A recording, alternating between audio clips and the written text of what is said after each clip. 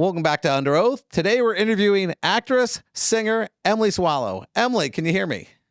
I can hear you. Good to see you too. Good to see you. And, you know, it's funny because I also write comic books, so we actually have to work the same conventions over and over and over. And you and I have been at the same conventions? Oh, yeah, many times. Oh, well, many hi. times. Hi. You know, it's funny because you work with Joey Fatone's company sometimes. I do, yes. So I know, for example, one of my buddies is one of the people who have to make sure everything goes right for you. I am very grateful to those people because every convention is different, as you know, and you don't always know the lay of the land. So it's good to have somebody who's putting things in order and making sure that things stay on track. So you have it a little more difficult than me. I set up, I signed some books. You know, it's pretty simple for me. I don't have to worry about security issues because I know when you do conventions like these huge supernatural conventions, I mean, things are just really big.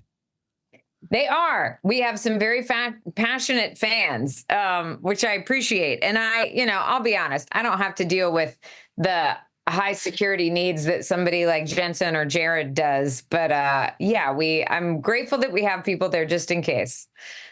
Now, what I love is you can go from something like Supernatural and you're going, okay, I had a 10 episode gig on Supernatural.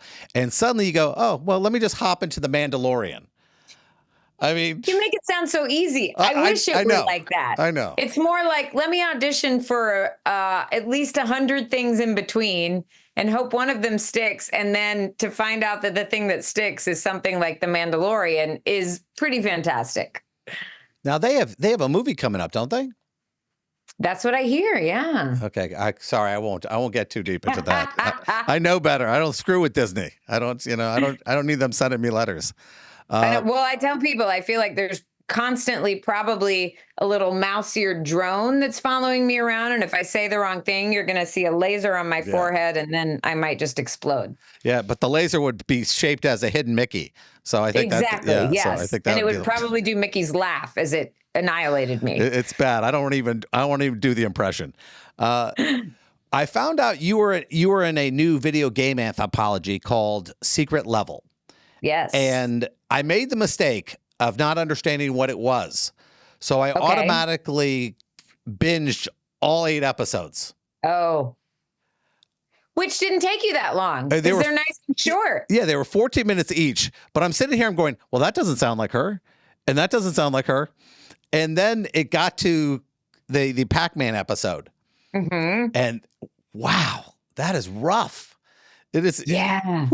It's not the Pac-Man that you grew up playing. I mean, it is. That's what was fascinating to me is to go, oh, but you could draw these connections and you could see these themes in it. And the screening that I was at last week, I was talking with people about it afterwards. And there is a reference to the repetition of that game and how you get stronger as you play it again over and over. And this woman said, it's sort of like that with all video games. You can sometimes feel like you're trapped in this delicious battle of, you die, you got to start over because you want to get stronger. You want to get better. You want to beat that level. And so it's fascinating to me that at first look, it does not feel like Pac-Man. It looks very different, but you can make all those connections. And I just think that the creators of that episode are brilliant for drawing those parallels. Now, the computer animation was amazing. I mean, I can't imagine you spend that much money for 14 minutes because the hard part is creating the skins and everything in the forms. And I was going, these are 14 minutes. They're spending an unbelievable amount of money on 14 minutes. I don't even want to think about that part. Yeah. I was just like, and the good part about it is there are so many different people in all the different ones. I mean, for example, you have Schwarzenegger in one, you have Keanu Reeves in another. I mean, they're not holding back as far as, hey, we're pumping this out. Yeah, and I when I did my little episode, I had no idea who else was going to be involved with it. So, as happened with The Mandalorian, when they put out the first press release and they revealed the cast, I had this moment where I said, wait, I'm working with that person? I had no idea. You know, these people that I really admire. And I have to tell you, I mean, Keanu's episode is incredible and you recognize him. Yeah. But Arnold's episode is something really special. And he's kind of hilarious and it's brilliant. The connection that his character in this episode and in this game has to so many other of the stereotypes of Arnold Schwarzenegger characters. It's pretty delicious. You know, I remember I was watching, I'm going, wow, he is taking a beating in this one, you know, just emotionally. I mean, and I guess, you know, it's a learning experience. You know, that's the only one that I noticed that went from beginning to end where it was like a hero's journey kind of, where you get there and you're going, okay, I'm a better person for this one. I think so. You mean you didn't feel warm and fuzzy like that with the Pac-Man episode? I was just surprised they didn't give you a bloody bow. I mean, you know, it was, woo. I was watching, I was going, what are we dealing with? And then I was, you know, cause I write comic books. I do a lot of these interviews, but that is some of the most creative stuff I have seen in a long time. So I agree. That's amazing. It is just, I want to talk to every single one of the writers and say, okay, how did you come up with that connection? And I do think it's such a brilliant concept to just give people these games and say, you draw the connection you want to draw. And some of them, I think people will see it's a very linear, definite, like, oh, I understand why they did that. And then some of them, like the Pac-Man episode, you go, oh my gosh, how fascinating that this is the idea that this creator had. And I love that it stretches one's imagination that way. Now, what I wonder about this, because I was watching all of them, I'm wondering, you know, was the animation done before or after you voiced it? No. And that was interesting too, because Alex, the actor who voices the only other character in that episode, he and I got to see the screening together. And at that point we had seen some of the trailers and everything. And we had some like visual references in terms of the mood of the world. So we did know that it was pretty dark and pretty dystopian, but we didn't know what it was going to look like. I mean, he had no idea that his character was going to look like that. And he's this very sweet, you know, good looking guy. And to see the swordsman look like that, I at least knew that I was going to be some type of sphere. But neither of us knew exactly what it was going to look like, which is one of the delightful and sometimes frustrating things about voiceover, because you'll get a lot of visual references for the world, but you sometimes don't know exactly what your character looks like. And so in some ways that can be helpful because it just gives you free rein to do what your imagination tells you to do.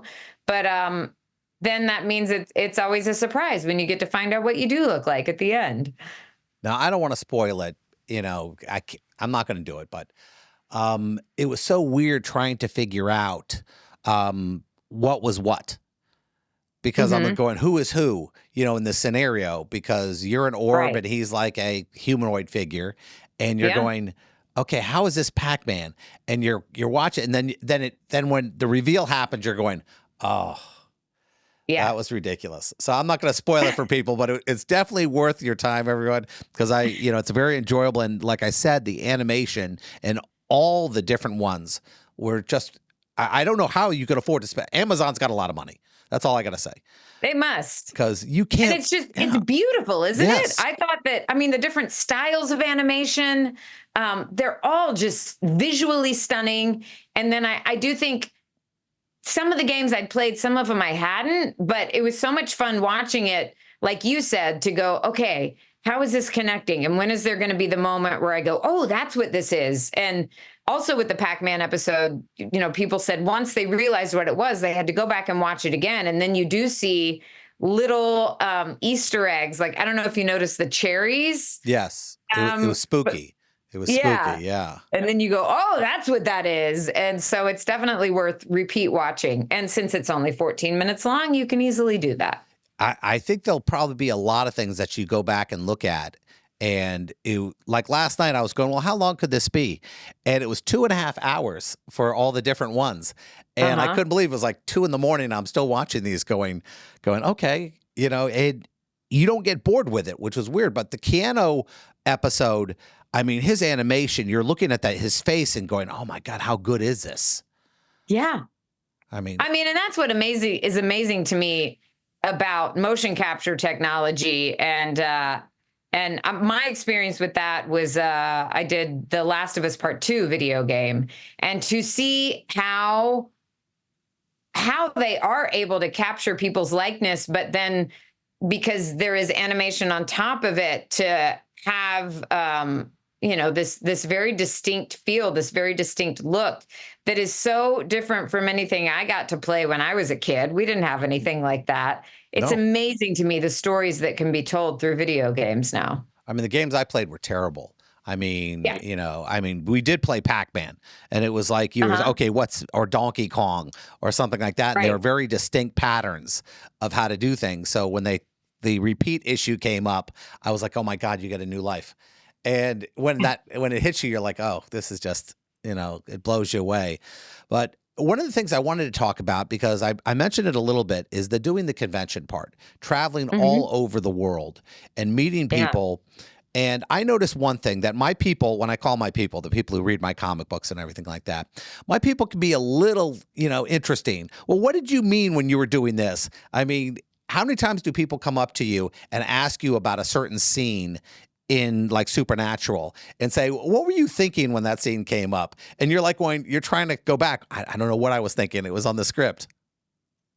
Yeah, sometimes that is the answer. They'll say, how did you come up with this idea? And I'll say, well, thank you for giving me credit, but that wasn't my idea. I think my favorite question is when people say, like, how did you decide to do Star Wars? As though like I just picked up the phone one day and I said, listen, Jon Favreau, I would like to be in your show. Because I am very much an actor's actor. I go out there and I audition for hundreds of things a year, and I'm lucky if I get one or two of them. And that's even after The Mandalorian. That is still the case for me. And so some of it is sort of dispelling those notions that if you're in an actor that's in a prominent project, you have it made and people just throw things at you. And then a lot of it, like you said, when people ask, well, what was your idea behind this? I do kind of have to go back and I feel like at this point, I've probably been asked everything I could be asked, although I'm sure I will be proven wrong. You think that's the case?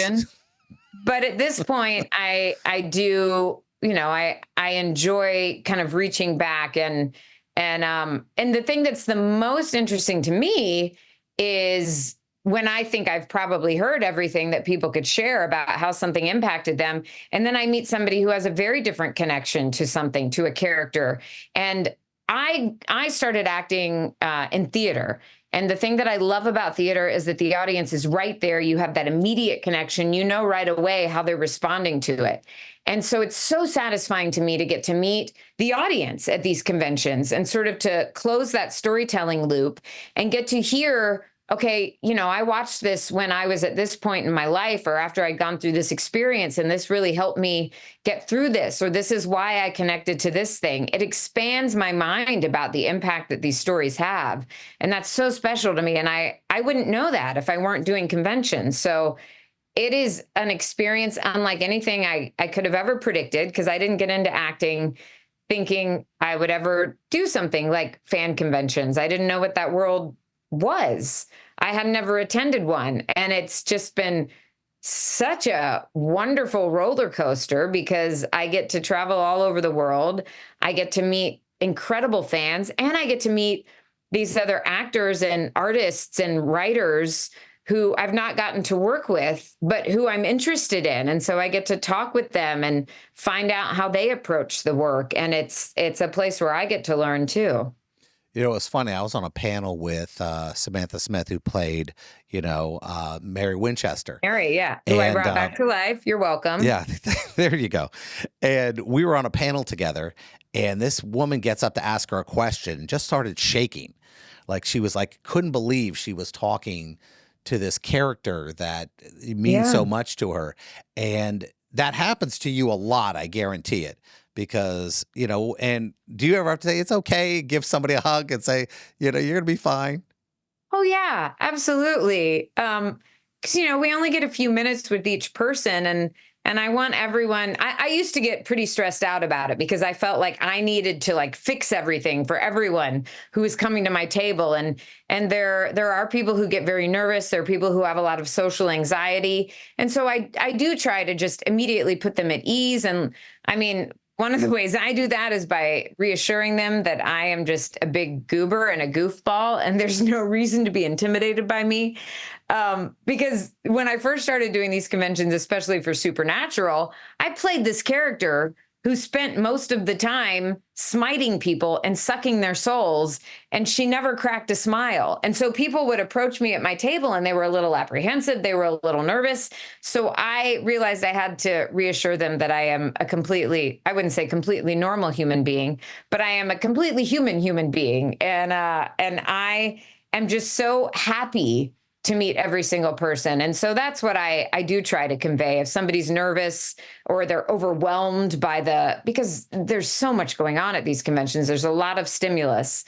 And so I just try to create sort of a safe little bubble that we get to be in for a few minutes where we can talk about whatever it is that they want to talk about. And that is satisfying to me to get to give that experience to people. And to get to share in whatever is meaningful about the show to them.